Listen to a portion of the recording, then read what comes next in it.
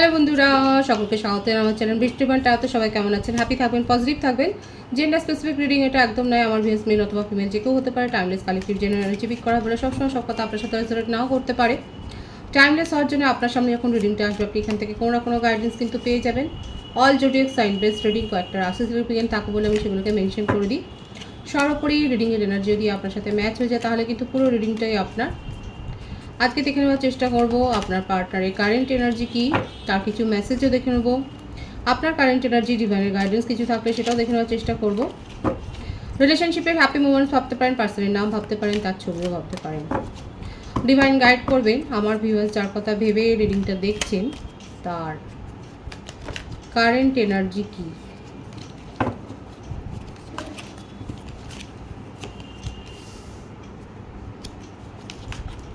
Maturity, mind,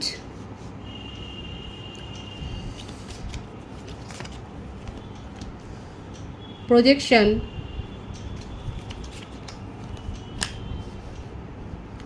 inner voice,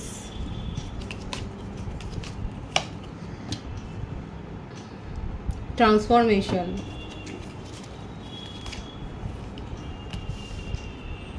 playfulness,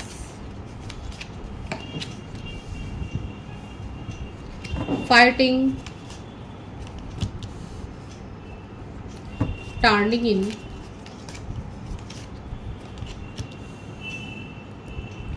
comparison,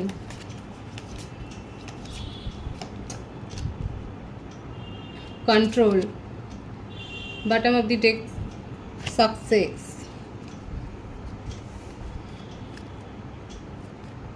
Rishabh, কন্যা, মকর, মেষ, সিংহ, ধনু, মিথুন, তুলা, কুম্ভ, কর্কট, বৃশ্চিক, মীন।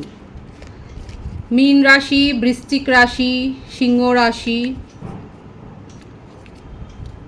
এই রাশিগুলো একটু মেজর দেখা যাচ্ছে, বাকি প্রত্যেকটা সাইন কিন্তু এসে গেছে। বার্থডেটের মধ্যে 6, 4, 5, 13, 2, 7, 24, 15, 22, 13, 31, 23, 14,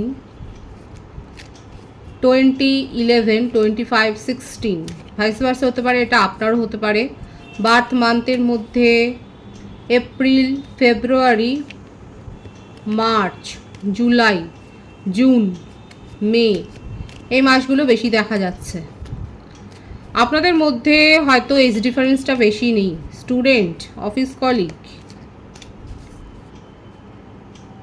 অনেক বেশি ঝগড়াঝাটি করেন, মানে আপনাদের রিলেশনশিপ কি আছে, মানে ফাইটিংয়ের রিলেশনশিপ। দেখুন ফাইটিং এসছে এখানে দুজনেই সম্পর্কটাকে নিয়ে একটা ইম্যাচিওর বিহেভিয়ার কিন্তু করেছেন। কিন্তু যেহেতু বটম অফ দি ডেক আছে সাকসেস, মানে এখানে যেটাই হোক না কেন আপনারা এইভাবেই একে অপরের সাথে যে প্রজেকশনের যে ব্যাপারটা আছে যুক্ত, দুজনেই চুটিয়ে অন্য রিলেশনশিপও এনজয় করেছেন, কিংবা আপনাদের জীবনে যে এক্স ছিল তার কারণে যে আপনাদের দুজনেরই মাইন্ডের অবস্থা এরকম, আপনার পার্টনারের মাইন্ডের অবস্থা তো এরকমই। সব থেকে বড় কথা, আপনাকে কোনো দিন সেইভাবে স্টেবিলিটি দেননি, অন অফ সিচুয়েশান তৈরি করেছে। ওনার জীবনে কোনো বেস্ট ফ্রেন্ড কিংবা রিলেটিভসের মধ্যে কেউ, কিংবা ওনার বাড়িতে কোনো ফেমিনিন এনার্জি, ওনার মাও হতে পারেন, আন্ট হতে পারে, কেউ না কেউ আছে যার প্রভাব আপনার পার্টনারের উপর কিন্তু বেশি। আপাতত আপনাদের মধ্যে পুরোপুরি সেপারেশন, ট্রান্সফরমেশনের মধ্য দিয়ে যাচ্ছে, আপনার পার্টনারও যাচ্ছে, আপনিও যাচ্ছেন, এবং অ্যাকচুয়ালি উনি বোঝবার চেষ্টা করছে যে এই সম্পর্কটা নিয়ে এখন কি ভাবা যায়। প্লেফুলনেসের এনার্জিতে ছিলেন, আসা যাওয়া, অন অফ পজিশন তৈরি করা, যথেষ্ট আপনাদের মধ্যে ফাইটিং হয়েছে সেটাও দেখা যাচ্ছে। তবে ওনার নেচারটা হচ্ছে এইরকমই, ওনাকে নিয়ে যে আপনি যদি ভাবেন যে সবাই খুব একটা হ্যাপি আছে সেরকম না। ওনার ফ্যামিলিতেও ওনাকে নিয়ে সমস্যা, ঠিক এই কারণেই সমস্যা, কারণ নিজের মধ্যে স্থির নেই। আপনার পার্টনার ভীষণ ফ্রিকল মাইন্ডের, আর সব থেকে বড় কথা উনি ভিকটিম সাজতে খুব পছন্দ করেন। কোথাও কোনো কম্পিটিশান একদম সেখান থেকে এড়িয়ে যাওয়া, পালিয়ে যাওয়া বলতে পারেন। আবার তার উপর আছে ইগো, মানে কেউ তাকে যদি পয়েন্ট আউট করে তার খামতিগুলোর দিকে, তখন সে তার থেকে মানে 7 হাত দূরে, এই কারণেই আপনাদের মধ্যে ফাইটিংটা হয়েছে, কারণ ওনার এই ধরনের ব্যবহারগুলো আপনি টলারেট করেননি। হ্যাঁ, আপনার নিজের জীবনেও আপনি ব্যস্ত ছিলেন। এখানে দেখা যাচ্ছে কার্ডের ভাইবসে যে দুজনের মধ্যে মানে এই ধরনের একটা ছিল ব্যাপার, যে উনি যদি ব্যস্ত থাকেন আপনি লিটারেলি আপনার এনার্জিটা আমি পরে দেখব। এখানে দেখা যাচ্ছে আপনার পার্টনার কিন্তু ভিকটিম রোল প্লে করতে ভালোবাসে, এবং ওনাকে নিয়ে সবাই যে খুব একটা সুখী সেটা নয়। ওনাকে নিয়ে অনেকেই গসিপ করে। আপাতত কার্যত বলবো উনি মুখটা লুকিয়ে আছেন। ওনার জীবনের পারিপার্শ্বিকতা যে ঝড়টা দেখা যাচ্ছে, ওনার ওপর যে মেন্টাল একটা প্রেশার পড়ছে, সেইটার থেকে বাঁচতে উনি এখন নিজেকে খানিকটা আইসোলেট করে রেখেছে। দেখতেই পাচ্ছেন উনি নিজেকে খানিকটা আইসোলেট করে রেখেছেন, হয়তো কোথাও বেড়াতে গেছেন, সেটাও দেখা যাচ্ছে। তারপর নিজের ইগোর থেকে বেরিয়ে উনি কিছু করবেন, কারণ আপনার সাথে সেপারেশন আছে। মনের মধ্যে যতই যাই চলুক না কেন, কারণ এখানে উনি চান যে আপনার মতো কেউ যদি তার জীবনে থাকে তাহলে তার জীবনটা শুধরাবে, এটা উনি খুব ভালো করে জানেন, কিন্তু আপনাকে পাত্তাও দেবেন না। এই সত্যিটা স্বীকার করতে চাইছে না যে আপনার উপস্থিতি, আপনার প্রেজেন্স তার জীবনে কতটা গুরুত্বপূর্ণ। এই ব্যাপারটা কিন্তু উনি একদম মানতে চাইছেন না। উল্টে উনি কি করছেন, উনি ফ্লার্ট করে যাচ্ছেন। প্লেফুলনেসের এনার্জি, ওনার কাছে একের অধিক চয়েস আছে, সেইগুলো নিয়ে ভাবছেন,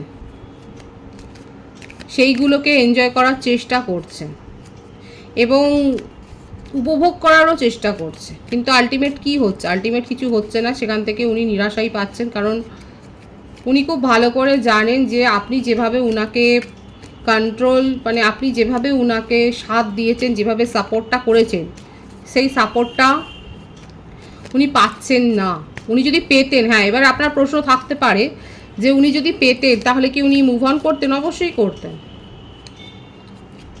কারণ উনি যেখানে থাকবেন ওখানে উনি একাই থাকবেন। মানে উনি 4টে জায়গায় ঘুরে বেড়াতেই পারেন, বাট উনি যার সাথে থাকবেন সে শুধু তাকেই ভজনা করবে, তার সাথেই থাকবে, এই ব্যাপারটা জানেন। মানে আপনি যেহেতু টিট ফর ট্যাট করেছেন, কারণ ফাইটিংয়ের এনার্জি এসছে, আপনি তার অন অফ সিচুয়েশনের জবাবে আপনিও যে তাকে ব্লক করেছেন বা আনফলো করেছেন বা এই ধরনের সেপারেশনটা ক্রিয়েট করেছেন, এই ব্যাপারগুলোই তাকে একদম পাগল করে দিচ্ছে। আপনি যত সেপারেশন ক্রিয়েট করছেন তত উনি আপনার প্রতি অ্যাট্রাকশন অনুভব করছে, এবং আলটিমেট তার ফল যেটা হবার সেটাই হচ্ছে যে উনি কিন্তু এটাই ভাবছেন যে আপনার সাথে রিলেশনশিপটা যদি গ্রো হয় তাহলে ভালো হবে, কারণ উনি আপনার সাথে রিলেশনশিপটাকে এনজয় করতে চান, একটা সাকসেস চান, সেটাই কিন্তু দেখা যাচ্ছে। এবং দেখুন এই এসছে এবারে যে উনি অ্যাডজাস্টমেন্টেও রাজি, সেপারেশনে আছেন বলেই এখন হয়তো এইসব কথাগুলো মনে হচ্ছে, কারণ বারংবার আপনাদের মধ্যে অন অফ সিচুয়েশন তৈরি হয়েছে, হয়তো বারবার উনি এইভাবেই ফিরে এসছেন। এটাও হতে পারে এই সিনারিওটা, দেখুন কালেকটিভ এনার্জি, আপনি অন্য কোথাও রিলেশনশিপ গ্রো করবেন সেটা উনি চান না, এবং সেই কারণেই উনি আপনার কাছে ফিরে আসতে চাইছেন। এটাও কিন্তু একটা কারণ হতে পারে উনি আপনার কাছে ফিরে আসার, কারণ উনি চান না যে আপনি ওনাকে ছাড়া আর কাউকে ভাবুন বা আর কাউকে প্রায়োরিটি দিন, নিজের লাইফে ইম্পর্টেন্স দিন, এবং সেই জন্যেই উনি কিন্তু এই ব্যাপারটা কিন্তু এসছে। এবার বাকিটা আমার ভিউয়ার্সরা যাচাই করে দেখবেন, কারণ উনি এই কারণে আপনার সাথে একটা সাকসেস চান, এবং এটার জন্যই উনি আটকে রাখতে চান। এখানে যেটা দেখা যাচ্ছে পজিটিভলি উনি আপনার সাথে কিন্তু যোগাযোগ করতে চায়। নিজেই সেপারেশন ক্রিয়েট করেছিলেন, কিন্তু নিজেই আনব্লক করবেন। যদি আপনারা ব্লক না করে থাকেন তাহলে দেখবেন যে উনি আনব্লক করে আপনার সাথে কমিউনিকেশনে আসবেন। নেক্সট 24 ডেজ ম্যাক্সিমাম বললাম, 24 ডেজের মধ্যে একটা কমিউনিকেশান তো আপনি আশা করতেই পারেন ওনার কাছ থেকে, কারণ আপনাকে খুব মিস করছে, আপনাকে নিয়ে পজিটিভ হয়ে যাচ্ছে, আপনাকে নিয়ে জেলাসি ফিল করছেন। হতে পারে আপনি হয়তো এমন কোনো ডিপি দিয়েছেন বা স্ট্যাটাস দিয়েছেন যাতে ওনার অস্তিত্ব কিছু দিক, হয়তো আপনি আপনার স্ট্যাটাস থেকে ওনার নামও মুছে দিয়েছেন। এটার জন্যই উনি এত বেশি জেলাসি ফিল করছেন যে উনি আপনার জীবনে ফিরে আসতে চান, রিএন্টার করতে চান, এবং আপনি অন্য কোথাও যাবেন না, এটাই উনি চান। এটাই তার কারেন্ট এনার্জিতে কিন্তু দেখা যাচ্ছে, এটাই প্রতিষ্ঠা করছেন উনি। আপনার কারেন্ট এনার্জিটা দেখব। Innocence, courage, celebration, integration, experiencing. Long distance relationship যাদের আছে তাদের ক্ষেত্রে বলবো আপনারা একটা হায়ার সোল কানেকশানে আছেন। এখানে আমার যে ভিউয়ার্স রয়েছেন কালেকটিভলি আপনারা ম্যানিফেস্ট করছেন, এই সম্পর্কটাই ম্যানিফেস্ট করছেন এবং সম্পর্কের যা পরিণতি হয়েছে আপনার মনে হচ্ছে যে এটা আবার রিইউনিয়ন হওয়ার ক্ষেত্রে অনেক সমস্যা আছে, কিন্তু তা সত্ত্বেও আপনি কিন্তু ম্যানিফেস্ট করছেন এই সম্পর্কটাকে, আপনি কোনো রিচুয়ালস পালন করছেন বা হয়তো স্পেল ওয়ার্কও করছেন। আপাতত আপনি এটাকে নিয়েই মানে অনেকে আছে কালেকটিভলি, আমি বলছি যে এখানে অনেকেই আছে যারা কিন্তু ম্যানিফেস্ট করছেন এবং আপনার মনে হচ্ছে যে ওর সাথেই মানে আপনার পার্টনারের সাথেই আপনার কমপ্লিশন।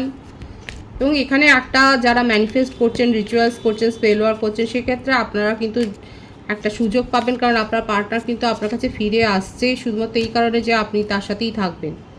ভীষণ মিস করছে এখানে, টেলিপ্যাথিক্যালি কানেক্টেড, কারণ প্রজেকশনের কার্ডটা এসেছিলো এখানে।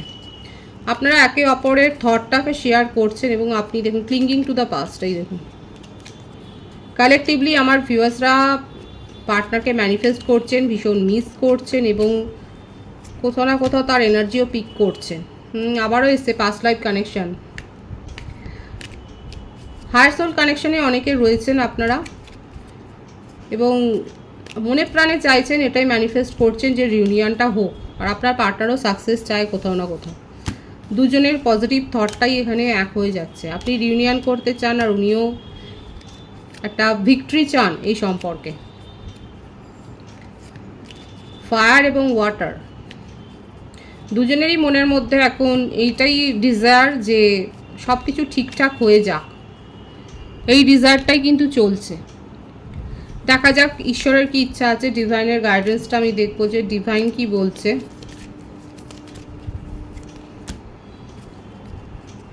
আইসোলেশন,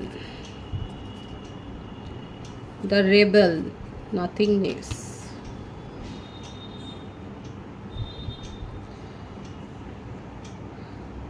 হার্টব্রেক সিচুয়েশন থেকে বেরিয়ে আসুন। যারা ভিকটিম মেন্টালিটিতে আছেন, যাদের মনে হচ্ছে যে পার্টনারের কারণে হার্টব্রেক হয়েছে, তাদেরকে ডিভাইন বলছে নিজেকে সময় দাও, নিজের সোলকে সময় দাও এবং গ্রো হও, পজিটিভলি গ্রো হও। এবং যেটা হয়েছে সেটা তো হয়ে গেছে, এবার কি হবে সেটা কিন্তু আপনার ওপরই ডিপেন্ড করছে। আবার আপনার সাবকনসিয়াস মাইন্ডের কথা শুনুন এবং অতীতের শৃঙ্খল থেকে, এখানে দেখুন দ্য রেবেলের কার্ডটা এবং তারপরে দেখুন নাথিংনেস। আপনাকে বলছি এইরকম ডার্ক এনার্জি থেকে নিজেকে বার করে আনুন, নিজেকে মুক্ত করুন, সাবকনসিয়াস মাইন্ডের কথাটা শুনুন,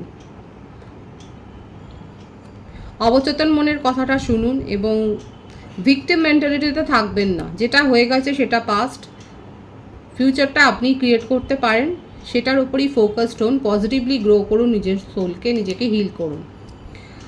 পজিটিভ আছে এনার্জিকে অবশ্যই ক্লেম করে নেবেন। রিডিংয়ের এনার্জি আপনার সাথে ম্যাচ হলে রিডিংটা লাইক করে এনার্জি অবশ্যই এক্সচেঞ্জ করুন, যেটা ভীষণভাবে জরুরি। সকলকে আমার চ্যানেলে অনেক অনেক স্বাগত এবং শুভেচ্ছা জানাই। যারা রয়েছে তাদেরকে অনেক ভালোবাসা, আপনাদের ভালোবাসার সহযোগিতা এই পরিবারকে বৃহত্তর করে তুলুন। রিডিংটা একটু শেয়ার করে দেবেন, চ্যানেলটা সাবস্ক্রাইব করে দেবেন। সবাই ভীষণ ভীষণ ভালো থাকবেন।